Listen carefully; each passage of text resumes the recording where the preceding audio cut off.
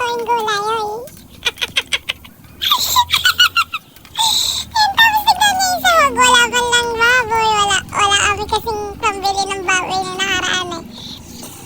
So, ang binili ko na lang yan, labahita. Dried labahita. Tapos, nilagyan ko lang ng sobrang daming siling green para naman hindi siya boring kainin. Medyo may pitik pa rin siya. Ayan, nagisa lang ako dyan ng labahita, sibuyas, bawang, sili. Tapos, sasangkot ko na yung gulay dyan. Pero kasi ako talaga, pag nagagawa ko ng gatang papaya, bihira lang din ako maglagay ng baboy or giniling. Ang gusto ko talaga nilalagay, it's either tinapa or labahita. Kasi sila talaga yung masarap sa panggisa, lalo sa mga gata. Yung baboy kasi, diba, parang ano lang siya doon, toppings. Pero kasi yung pampalasa talaga na kakapit sa gulay, yung mga dried fish. So, ayan, nagisa-gisa lang ako dyan. Nilagyan ko lang din niya ng cubes.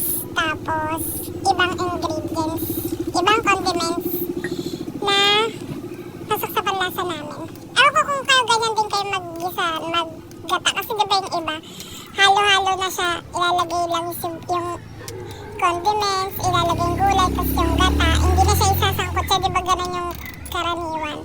Pinapakuluan na lang. Sa akin kasi gusto ko, lumabas muna yung pinaka-mais ng papaya, yung pinakatubig niya para naman hindi siya masama doon sa pinakagata. Kasi pag nasama siya doon sa pinakagata, alam yun, magtutubig, magsusuper dami yung tubig niya.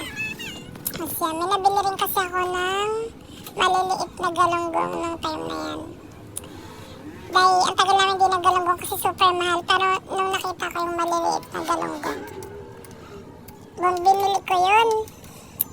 80 pesos ata. Yung super liit na galunggong. Ayun kasi mga masarap ipaksiw. Tapos mga pamprito. Nakasama partner dito sa gulay.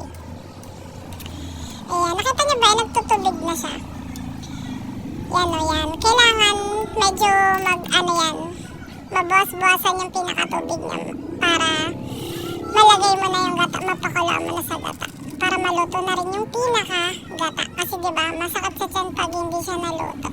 Maigi. Ayan. Tagal kong di nagluto ng gata. Pero so far, may nakuha kami papaya kaya naggata kami.